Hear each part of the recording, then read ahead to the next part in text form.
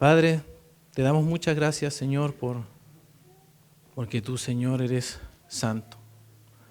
Eres santo, bueno, justo, Señor, y en tu gracia, Señor, nos has mirado con compasión. Has perdonado nuestras transgresiones, nuestros pecados, en la persona de Cristo, y te damos gracias por eso. Ayúdanos a responder de una manera adecuada, Señor. Padre, pedimos que tu Santo Espíritu, Señor, obre en medio nuestro con poder y que hable al corazón de cada uno de nosotros y también de aquel que no te conoce. Señor, pedimos que tú guíes todo y todo sea para gloria y honra tuya. Oramos en el nombre de Jesús. Amén.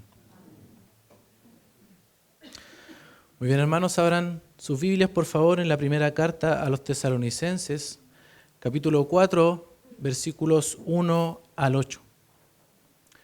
Hemos llegado ya a la parte exhortativa de la carta, donde el apóstol va a tocar temas muy prácticos y necesarios para la vida y la conducta de la iglesia de Cristo.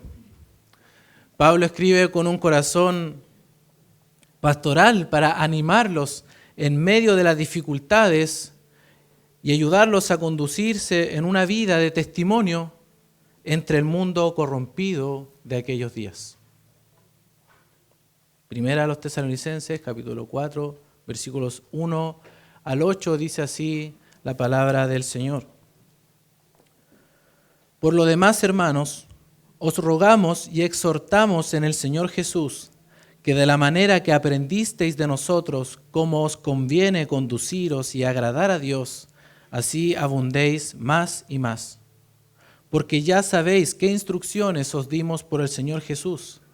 Pues la voluntad de Dios es vuestra santificación, que os apartéis de fornicación, que cada uno de vosotros sepa tener su propia esposa en santidad y honor, no en pasión de concupiscencia como los gentiles que no conocen a Dios, que ninguno agrave ni engañe en nada a su hermano, porque el Señor es vengador de todo esto, como ya os hemos dicho y testificado. Pues no nos ha llamado Dios a inmundicia, sino a santificación.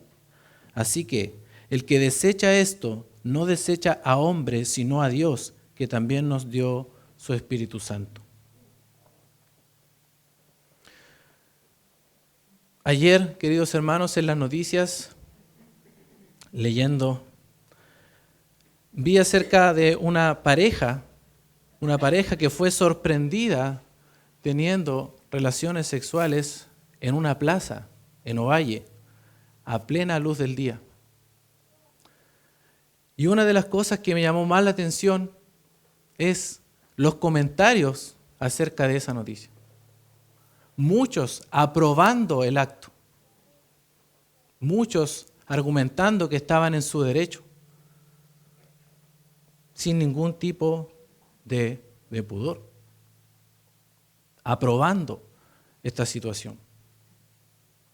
También buscando las noticias, en Estados Unidos, muchas madres tienen la costumbre hoy en día de llevar a sus niños pequeños a ver hombres bailar, promoviendo de esta manera y de una forma muy clara la pedofilia. No solamente en ese ámbito, también en el ámbito religioso. Hace unos días supimos, ¿no es cierto?, de una persona que era considerada un jefe espiritual del budismo, que obligó a un niño a besarlo en la boca. Y otras cosas que ya hemos visto, ¿cierto?, en el video. Claramente un acto de perversión. Y muchos también apoyando eso. ¿Qué es lo que nos muestra todas estas cosas, hermanos? Que la inmoralidad se está instalando cada vez más en el pensamiento de las personas como algo normal, como algo aceptable. Y esto no es solamente de estos tiempos, sino que desde el principio, desde que el hombre pecó allí en el huerto de Edén, esta ha sido la conducta del hombre constantemente. La diferencia en el día de hoy es que está siendo promovida. Y está tratando de instaurarse, como decía, en el pensamiento de las personas como algo normal.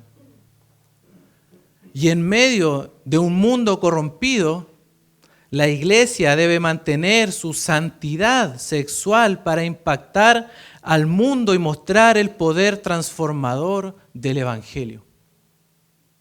Y esto es la exhortación que Pablo les hace a estos hermanos de la iglesia en Tesalónica y por supuesto también a nosotros en el día de hoy. Vamos a dividir este mensaje en tres partes principales.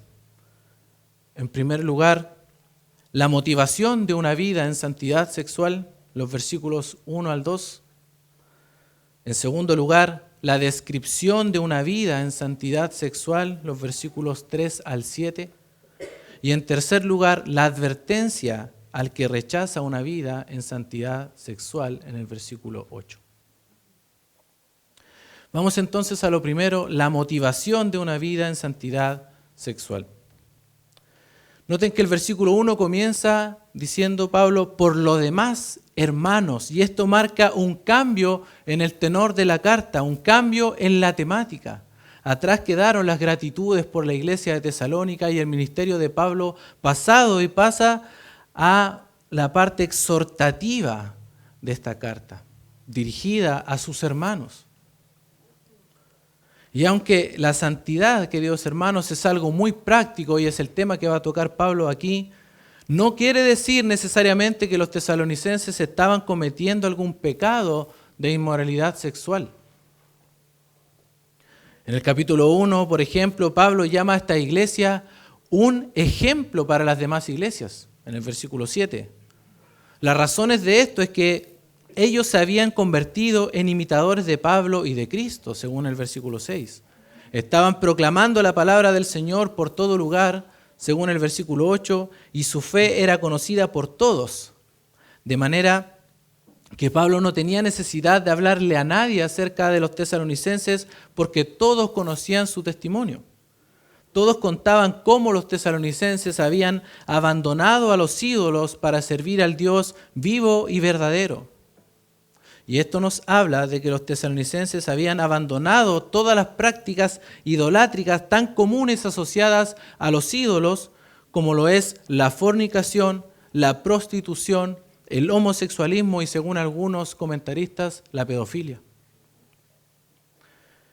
Es decir, todas sus prácticas habían quedado en el pasado porque había llegado el precioso mensaje del Evangelio hasta ellos que transformó sus vidas y les dio una nueva esperanza y por ende una nueva moral. Además, el alentador informe que trajo Timoteo acerca de la iglesia en el capítulo 3, versículos 6 al 8, no nos deja sospechar de una conducta de inmoralidad sexual en la iglesia de Tesalónica. Si Pablo se hubiera enterado de algún pecado de inmoralidad en la iglesia, lo habría mencionado y habría dicho lo que había de hacerse en tal caso, como es el caso de en Primera a los Corintios, capítulo 5. Por lo cual estamos frente a una recomendación o un recordatorio, como dice Pablo, una exhortación, un ruego a estos hermanos, recordándoles las instrucciones que habían recibido por el Señor Jesús, con una advertencia solemne a permanecer en santidad, como de hecho ya andan, traduce la Biblia de las Américas, y así abundar más y más. Y la motivación de todo esto es agradar al Señor. Dice el versículo 1, de la manera que aprendisteis de nosotros, cómo os conviene conduciros y agradar a Dios. La palabra conviene tiene la idea de una necesidad moral, de un deber. Ellos habían aprendido cómo deben conducirse, cómo debe ser su estilo de vida. Es decir, su manera de vivir debe agradar a Dios. De hecho, esta oración se podría traducir, vivan para agradar a Dios. Pablo modeló cómo debía ser esa santidad en sus vidas.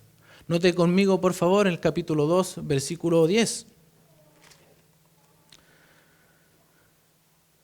Vosotros sois testigos, y Dios también, de cuán santa, justa e irreprensiblemente nos comportamos con vosotros los creyentes.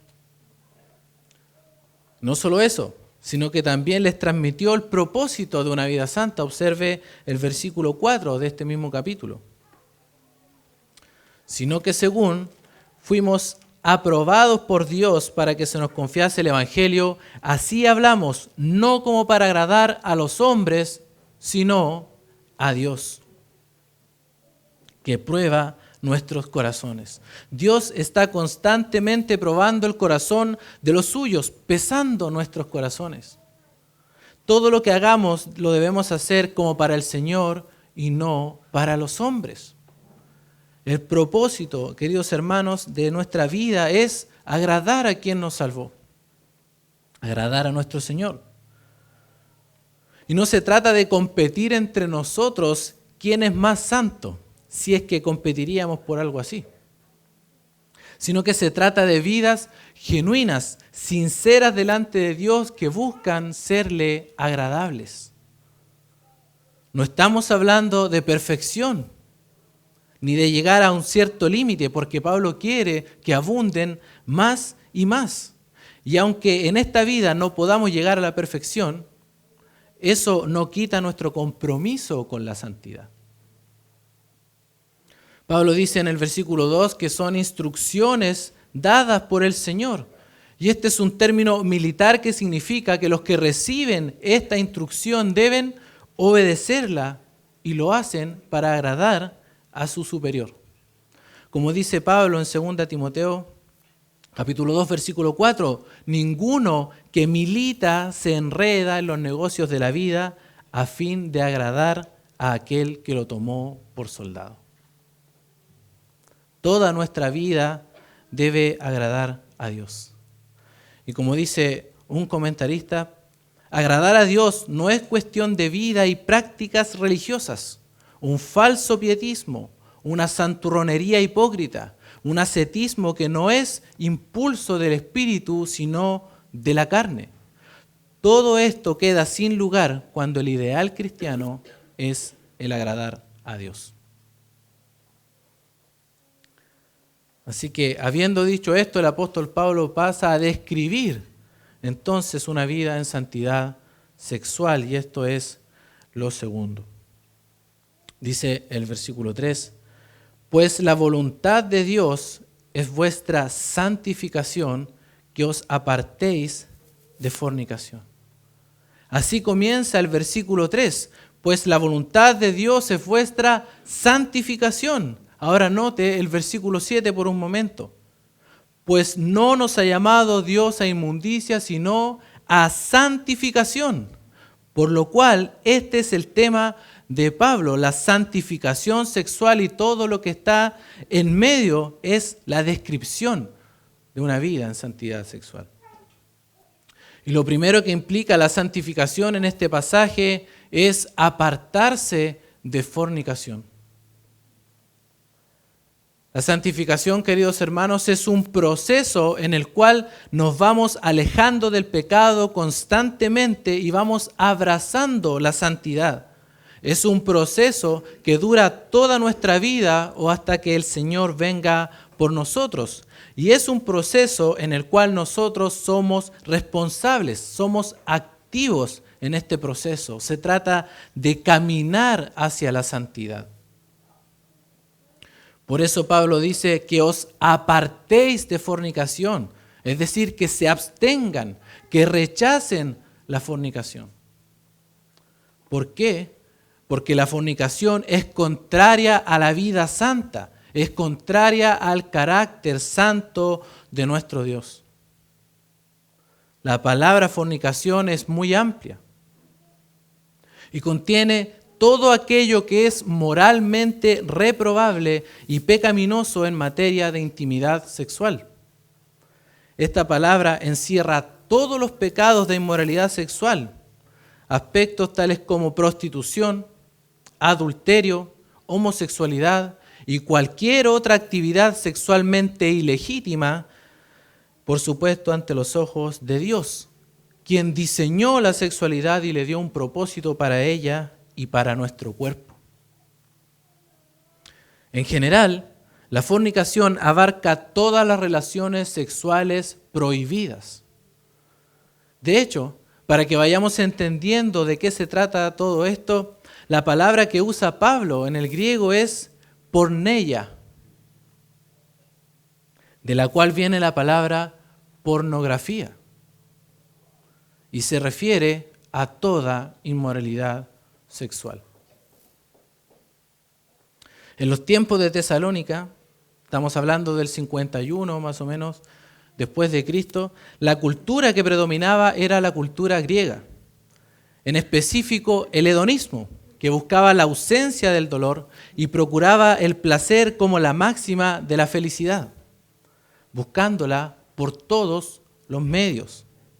Sumado a esto encontramos la prostitución ritual, que se practicaba en los templos, donde el adorador, al involucrarse con la prostituta, entraba en una especie de comunión especial con el Dios al cual representaba. Y esto era bien visto ante los ojos de la sociedad. También era bien visto que los hombres tuvieran esposas para tener hijos y para que cuidaran el hogar, y concubinas para satisfacer sus deseos carnales. De manera que esta era la forma de vivir de los habitantes de Tesalónica, no de los judíos que tenían una moral diferente, pero sí de la mayoría de los habitantes de Tesalónica, como los gentiles, que era algo totalmente normal. Y así vivían algunos antes de ser alcanzados por el Señor. También es interesante observar, hermanos, que el apóstol Pablo escribió esta carta desde Corinto.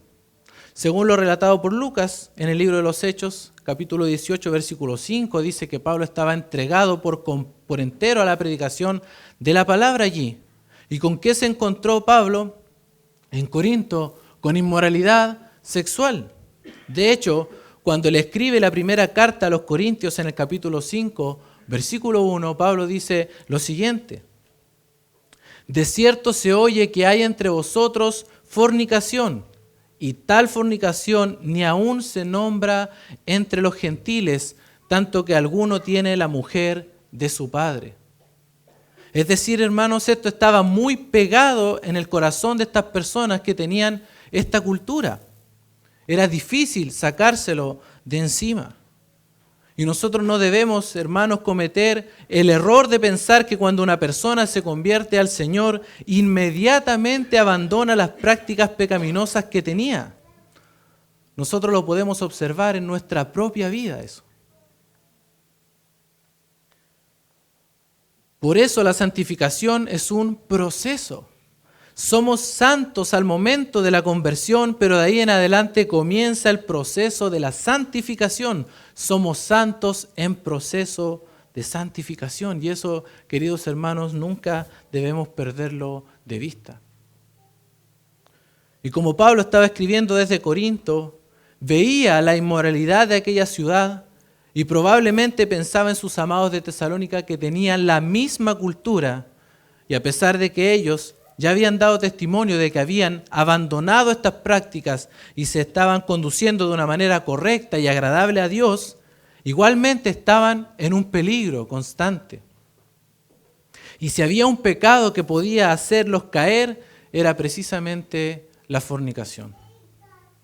Por eso Pablo les recuerda las instrucciones que les habían dado por medio del Señor Jesucristo anteriormente.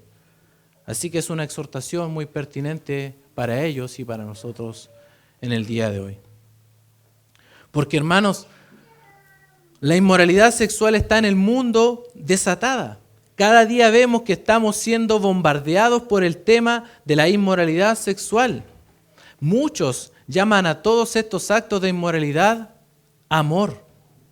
Y están distorsionando el concepto de amor, de familia, de felicidad, del propósito de la vida, que es glorificar a Dios y disfrutar de Él para siempre. Está centrado en su propia felicidad. Y continuamente están bombardeándonos con ideologías para cambiar el pensamiento de las personas, para llamar a lo que Dios llama pecado, amor o libertad.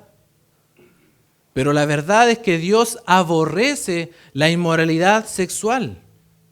Por eso, para nosotros es tan pertinente esto y poder comprender y permanecer en una vida en santidad que agrade a Dios, para que, como decíamos al principio, impactar al mundo y mostrar el poder transformador del Evangelio, como un testimonio al mundo y del carácter de Dios. Hoy vemos en todas partes cómo promueven la inmoralidad sexual, en todos los medios de comunicación, en los libros de clases de nuestros hijos, en la música, en el gobierno. Hay algunas prácticas sexuales que antes se consideraban perversión, que hoy se consideran normales o algo natural. Y lastimosamente hay algunas iglesias que se han adaptado a estos nuevos tiempos en donde la moralidad quedó en el pasado y hoy levantan el eslogan de amor es amor. Pero la voluntad de Dios sigue siendo la misma, porque el Señor no cambia. La voluntad de Dios es nuestra santificación, que nos apartemos de fornicación.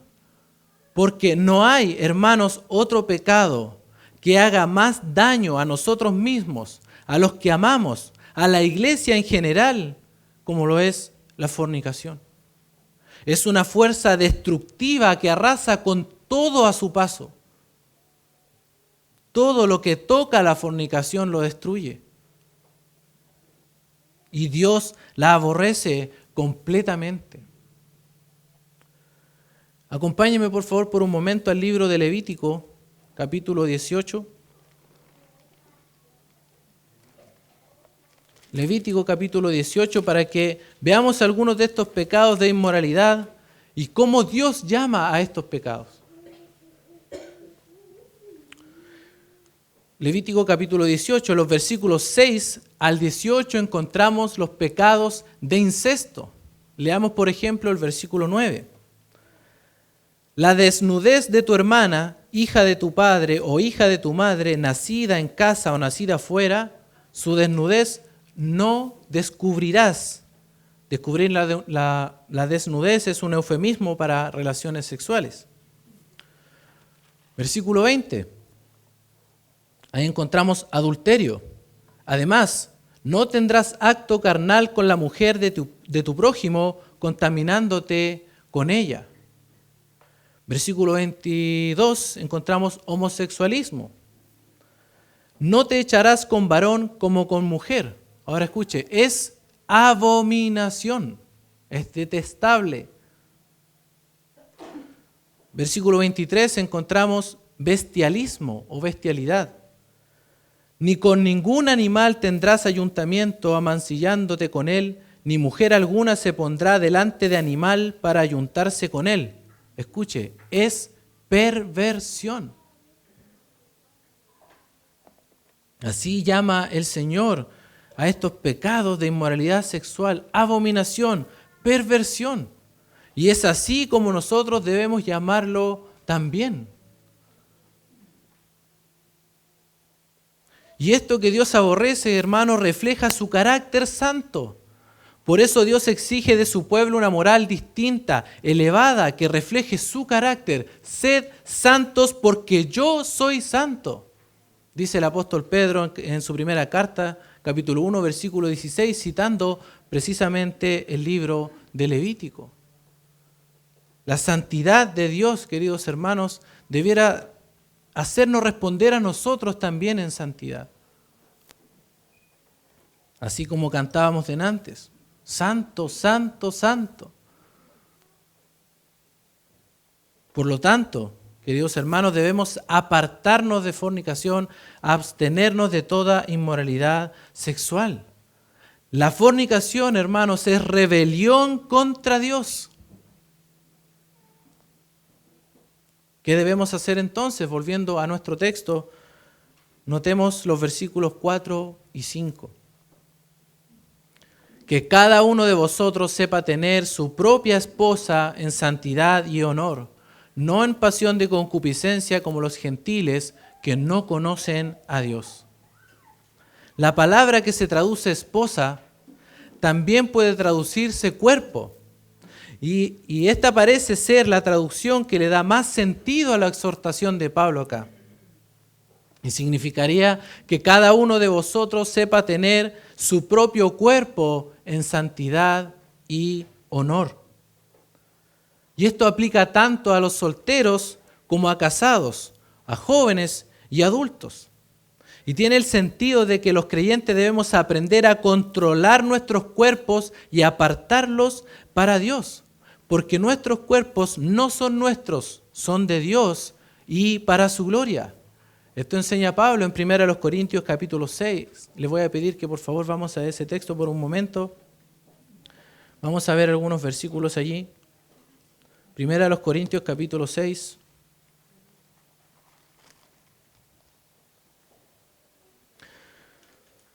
Dice el versículo 13,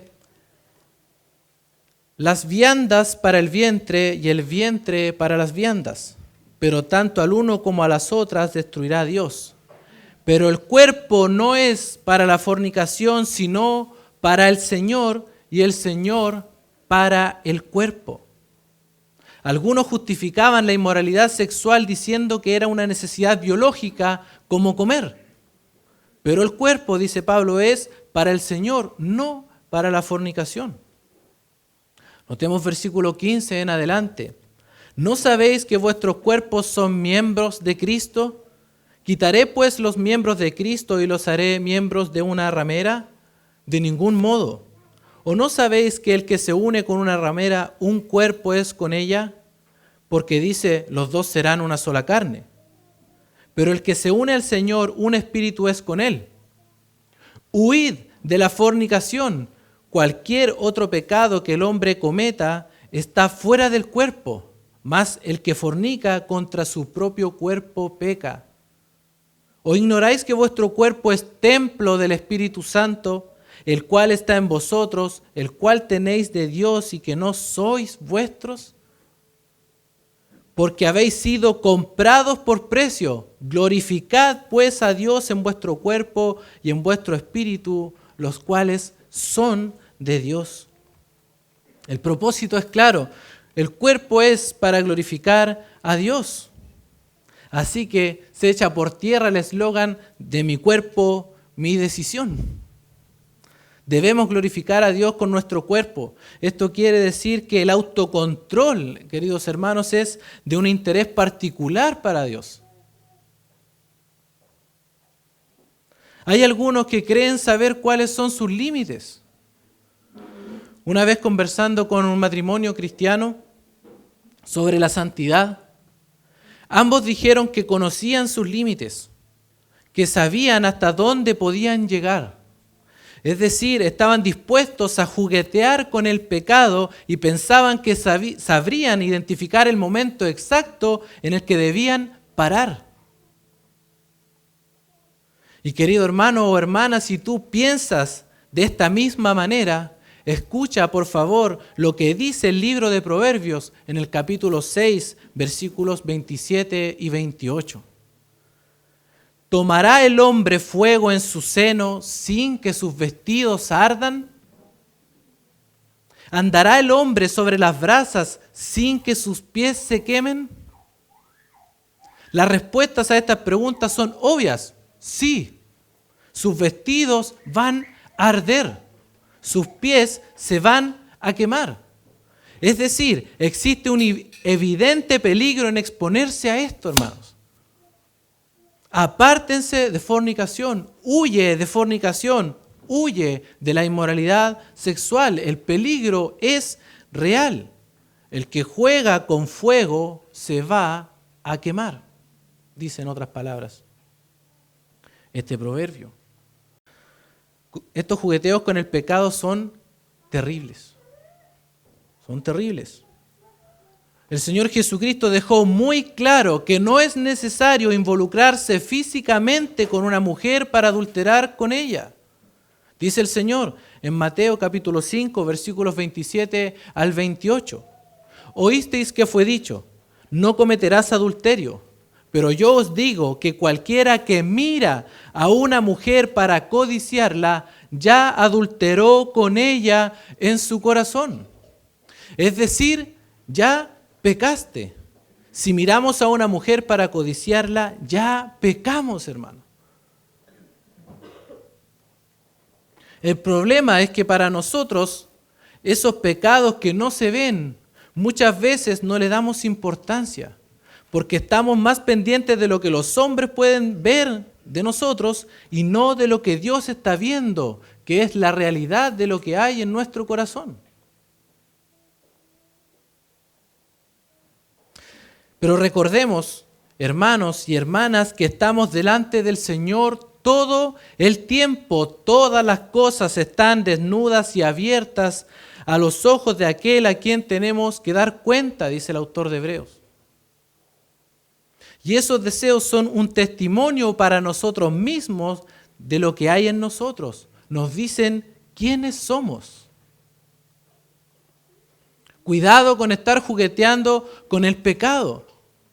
Cuidado en cómo tratamos a las personas del sexo opuesto. Hay una pureza que debe ser característica de la iglesia de Cristo. Y nosotros debemos aportar a la pureza de la iglesia. Hacer lo que sea posible para que la iglesia sea más pura, más santa.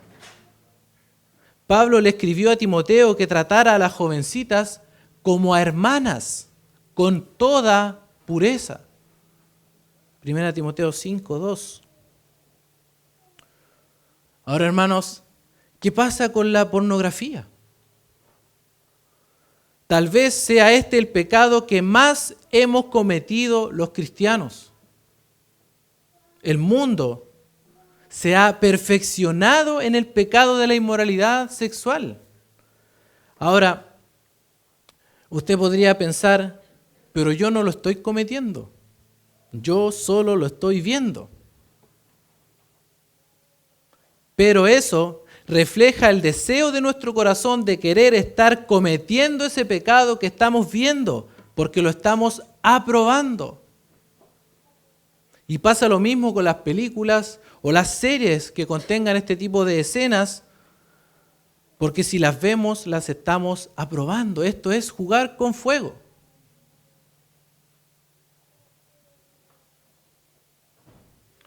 Hermanos, el pecado de la pornografía es fácil de cometer y uno de los más adictivos.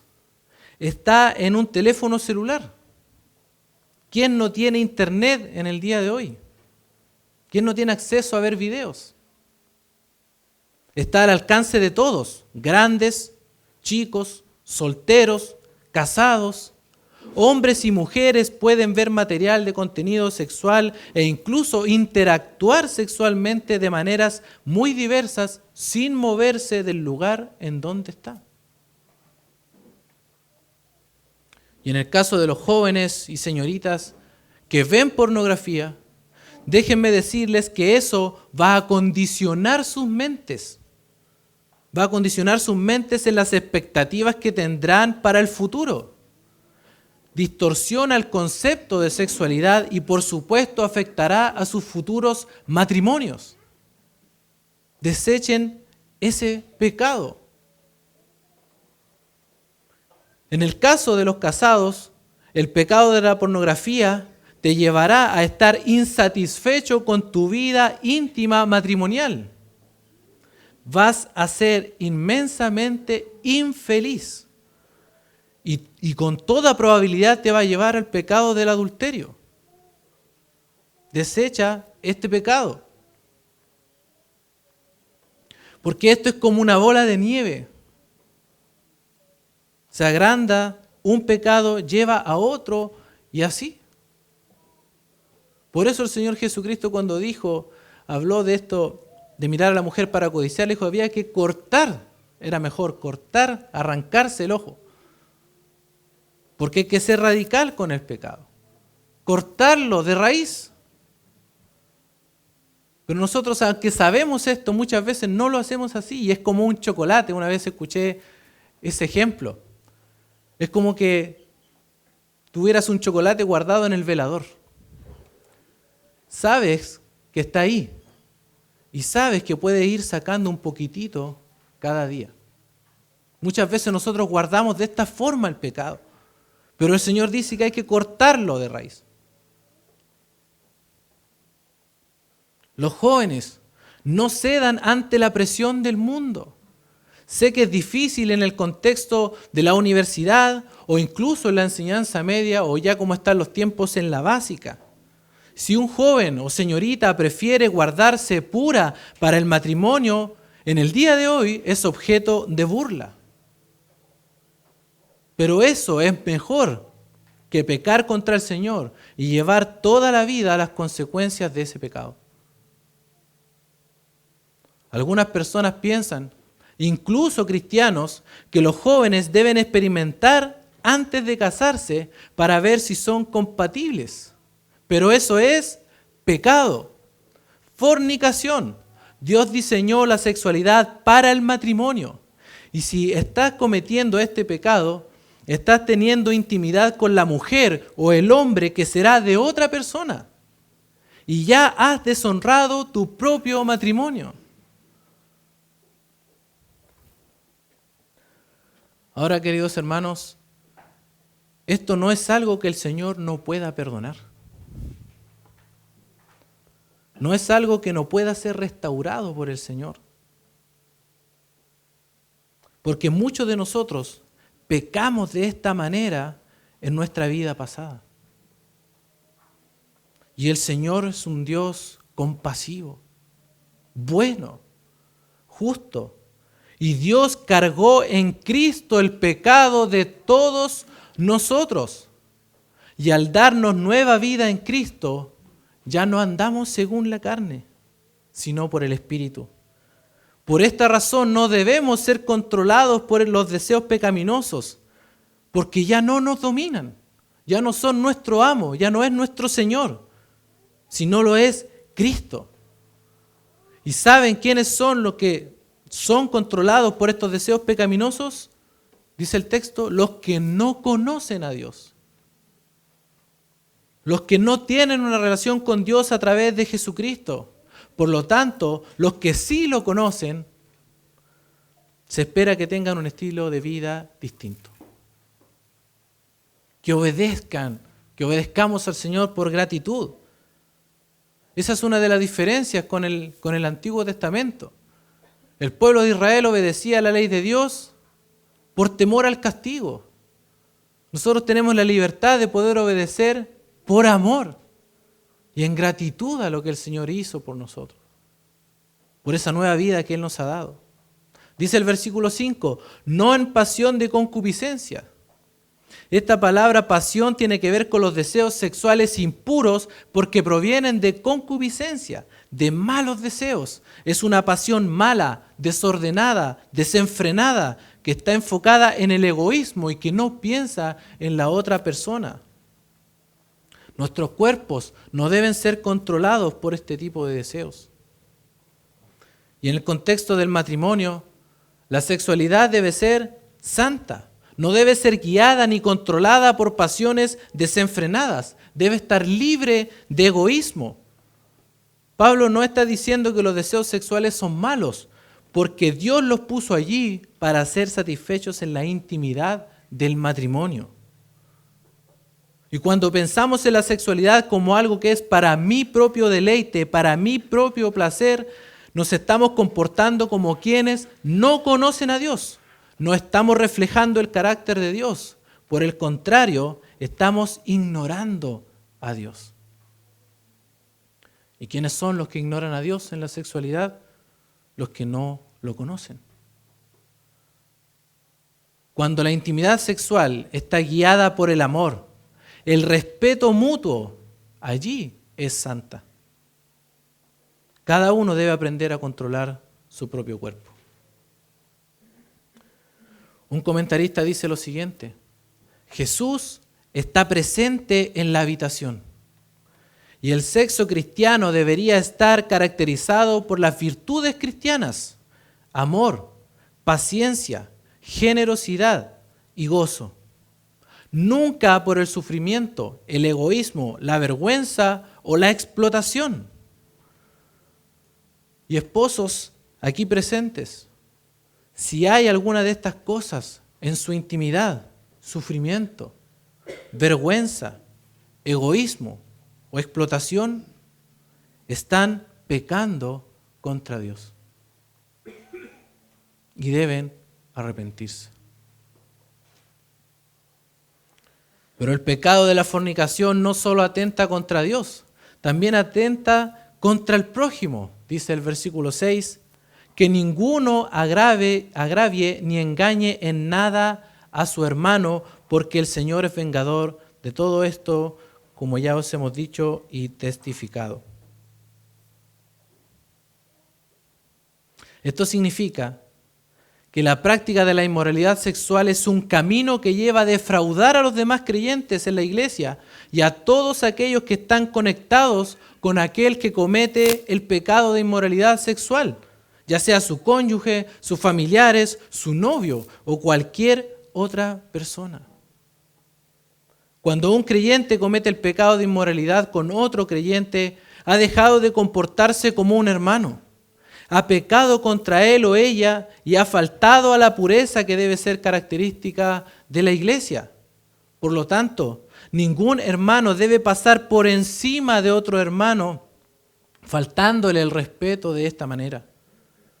Si pecamos sexualmente, esto va a afectar a toda la iglesia, porque somos un solo cuerpo, somos una comunidad y así como nos alegramos con las victorias de nuestros hermanos, también el pecado nos afecta a todos. Y no debiéramos hacer la vista gorda, como decimos, ante esto. ¿Por qué? Porque es mucho más fácil ignorar estas cosas que enfrentar el pecado. Pero eso no aporta a la santidad de la iglesia. Escuche lo que dice Pablo a los Corintios, voy a citar nuevamente el pasaje. Dice, de cierto se oye que hay entre vosotros fornicación, y tal fornicación cual ni aún se nombra entre los gentiles, tanto que alguno tiene la mujer de su padre. Ahora escuche, y vosotros estáis envanecidos. ¿No debierais más bien haberos lamentado para que fuese quitado de en medio de vosotros el que cometió tal acción? En primer lugar, no debemos cometer el pecado y en segundo lugar debemos reaccionar y enfrentarlo, procurando, por supuesto, la restauración del hermano. Pero no importa lo bien que se esconda el pecado, el Señor vengará a toda persona defraudada. El Señor es vengador de todo esto, como ya os hemos dicho y testificado, dice el versículo 6. Llegará el momento en que el Señor va a juzgar todas las cosas. La palabra vengador tiene la idea de aquel que hace justicia, del que juzga justamente, y el Señor juzgará a los hermanos que han defraudado a otros en este asunto. Ahora note conmigo el versículo 7. Pues no nos ha llamado Dios a inmundicia, sino a santificación. Por lo tanto, debemos huir de la fornicación. ¿Recuerdan el ejemplo de José? Que día tras día estaba siendo acechado por la esposa de Potifar porque quería a toda costa dormir con él, dice el texto.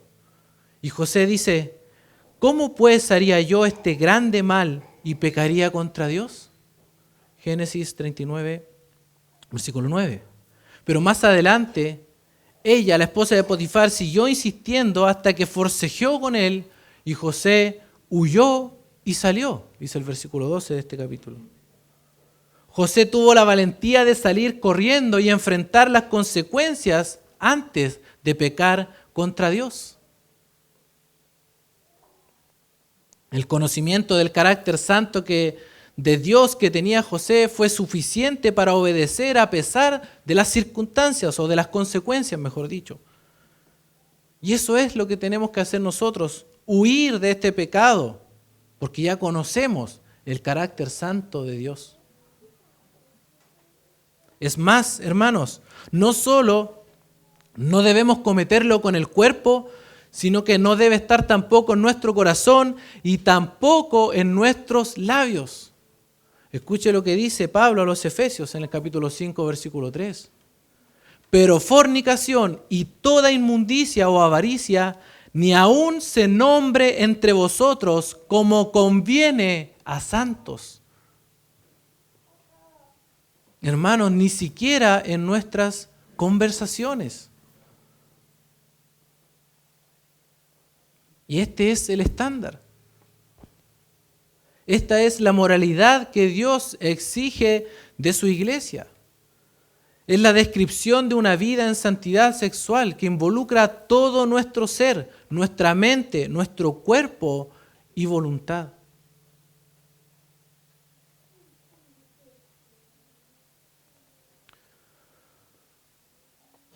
¿Cómo está nuestra vida, hermanos?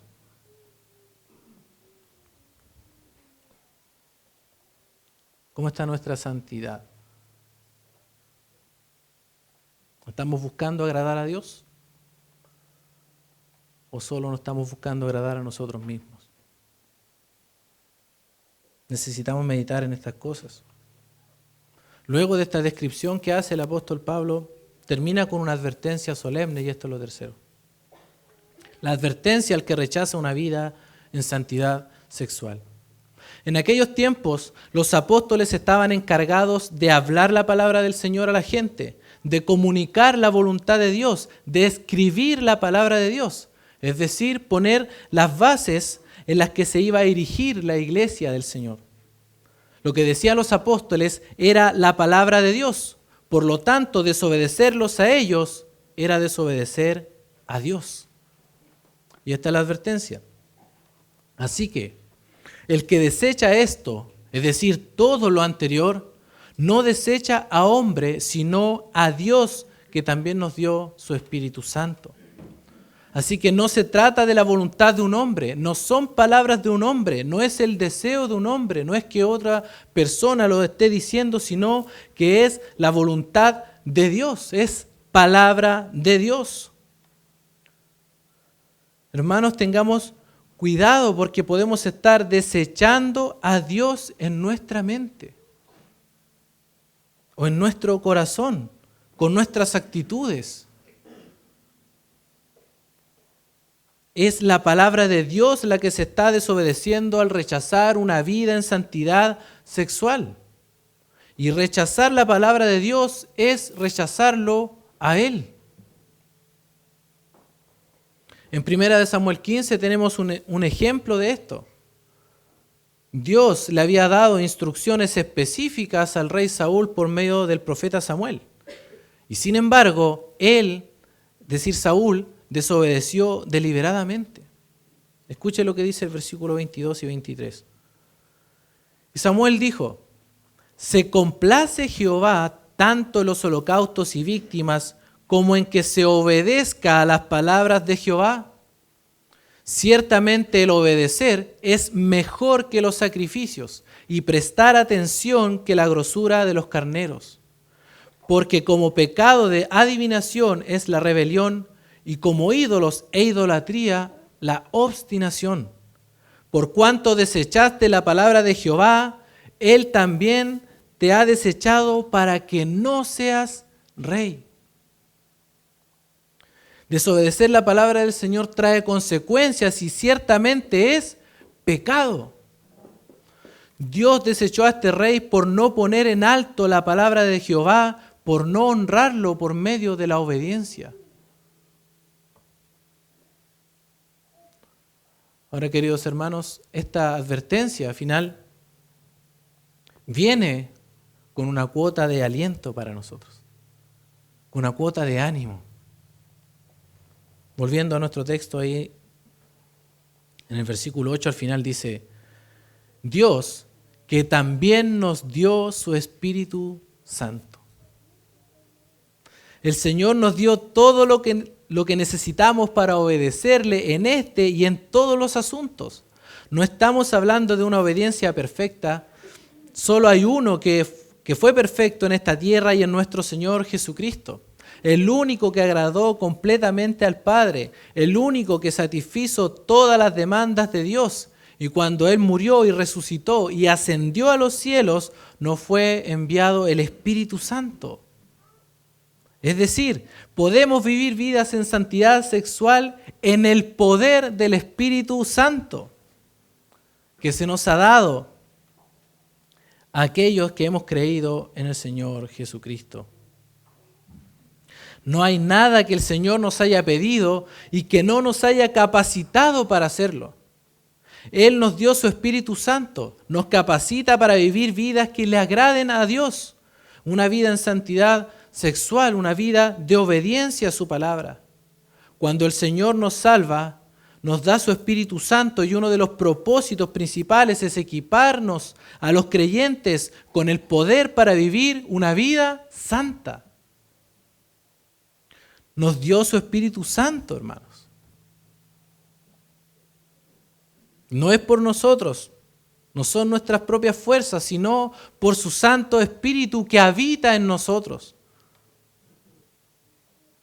¿Y saben qué, hermanos? De esta forma, Él se lleva la gloria. Si usted ha llevado una vida en santidad sexual, no se sienta orgulloso de usted. Dé gracias a Dios que le dio el Espíritu Santo. Y si esto, querido hermano, no te convence o no te motiva a vivir vidas que agraden a Dios, miremos nuevamente el pasaje brevemente y notemos que hay al menos 3 razones por las que debemos vivir en santidad sexual, y esto a modo de aplicación. En primer lugar, es la voluntad de Dios, dice el versículo 3, pues la voluntad de Dios es vuestra santificación. Esta voluntad se le conoce como preceptiva y no nos dice lo que Dios hará en el futuro, sino lo que Él exige de su pueblo. Cuando te preguntes ¿cuál es la voluntad de Dios para tu vida? Aquí está explícitamente. La voluntad de Dios para tu vida es tu santificación, que te apartes de fornicación. En segundo lugar, es un llamado de Dios. Dice el versículo 7, pues no nos ha llamado Dios a inmundicia, sino a santificación. Dios nos sacó de la inmoralidad en la que nos encontrábamos, que era contraria a su voluntad, para que fuéramos santificados. Dios nos llamó a santificación, es nuestro deber responder ese llamado. Y en tercer y último lugar, Dios nos capacitó para eso, como ya hemos mencionado en el versículo 8, Dios nos dio su Espíritu Santo. El Dios Trino está involucrado en nuestra santificación. Las instrucciones fueron dadas por el Señor Jesucristo. El llamado y la voluntad es de Dios y el Espíritu Santo nos capacita para la tarea. Y cuando nosotros vivimos en santidad sexual, estamos cumpliendo con la voluntad de Dios y el llamado que Dios nos ha hecho. Dios quiere una iglesia santa, diferente, que impacte con su vida a este mundo corrompido y que muestre el poder transformador del Evangelio al mundo, para que sepan que el Señor es real, que salva, cambia vidas. No olvidemos que estamos delante del Señor y debemos buscar agradarle más y más. Termino con estas palabras del Salmo 93, versículo 5. Tus testimonios son muy firmes. La santidad conviene a tu casa. Oh Jehová, por los siglos y para siempre. Vamos a orar. Padre Santo, te damos gracias, Señor. Gracias por tu palabra.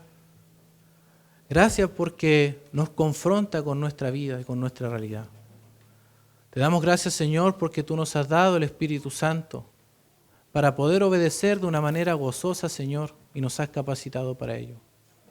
Señor, perdona nuestros pecados, Señor, que hemos cometido contra ti. Guárdanos de nuestro propio corazón y ayúdanos a ser obedientes, serte fieles a ti, buscando agradarte de una manera gozosa, por gratitud, Señor, por lo que tú eres, un Dios santo, bueno, justo, Señor, e inmensamente compasivo para con nosotros que éramos pecadores que no merecemos nada, Señor. Gracias por tu compasión y gracias por tu misericordia. Oramos por aquellos que aún no te conocen, Señor, que les puedas alcanzar con tu palabra. Gracias, Señor, por este tiempo. En el nombre de Jesús. Amén.